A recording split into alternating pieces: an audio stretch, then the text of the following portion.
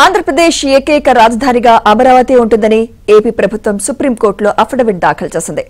ఇవాళ రాజధాని అమరావతిపై గత ప్రభుత్వం వేసిన పిటిషన్ సుప్రీంకోర్టులో విచారణకు రానున్న నేపథ్యంలో కూటమి ప్రభుత్వం ఈ అఫిడవిట్ దాఖలు చేసింది.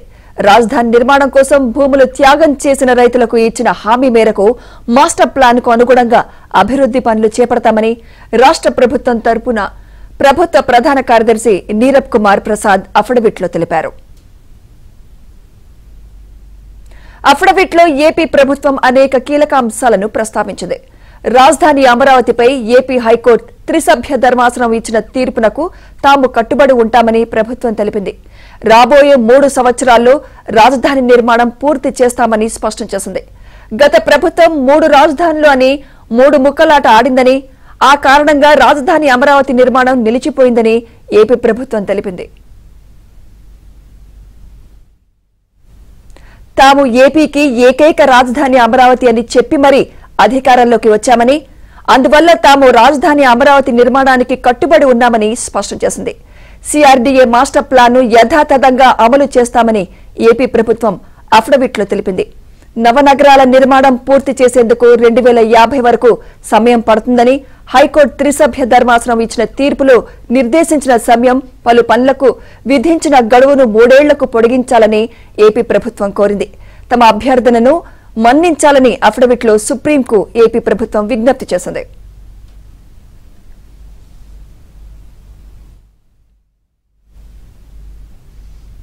ఇదే అంశంపై మరింత సమాచారం మా ఇన్పుట్ ఇన్ఛార్జ్ శ్రీహరి అందిస్తారు. శ్రీహరి. సుమిత్ర, అమరావతి ఊపిరి పీల్చుకుంటోంది.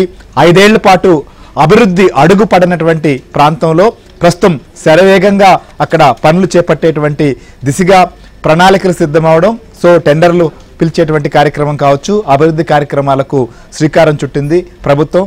దీన్ని ఎంత వేగంగా ముందుకు తీసుకెళ్లాలనే దానిపైన ఇప్పటికే కసరత్తు పూర్తి చేసి అవసరమైనటువంటి నిధులను కూడా సమకూర్చుకుంటున్న పరిస్థితులు మనకు కనిపిస్తున్నాయి.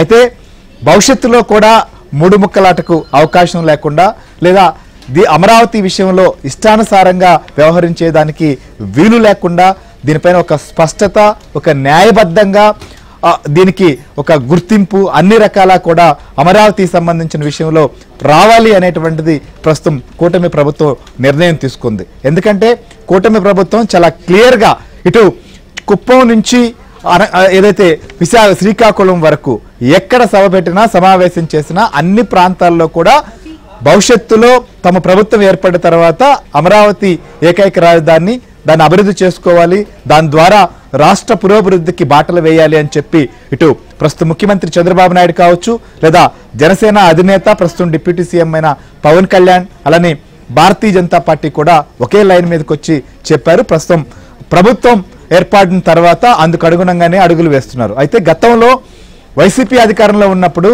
ఈ అంశం పైన సుప్రీంకోర్టుకి వెళ్లడం, సుప్రీంకోర్టులో దీనికి సంబంధించినటువంటి విచారణలు వాయిదా పడిన నేపథ్యంలో మళ్ళీ విచారణకు రాబోతోంది. ఈ నేపథ్యంలోనే ప్రభుత్వం అఫిడవిట్ దాఖలు చేసింది. ఈ అఫిడవిట్లో ఉన్నటువంటి కీలకమైన అంశాలేంది, విచారణకు రాబోతున్న నేపథ్యంలో సుప్రీంకోర్టులో ఎలాంటి విచారణ ఉండబోతోంది, ఏం జరగబోతోంది అనేది కూడా చాలా ఆసక్తికరంగా మారింది. ఎందుకంటే రైతులు కావచ్చు, ప్రజలు కావచ్చు, అందరి ఆకాంక్ష రాజధాని విషయంలో ఆంధ్రప్రదేశ్కి సంబంధించి ఒక స్పష్టత ఉండాలి అనేటువంటిది.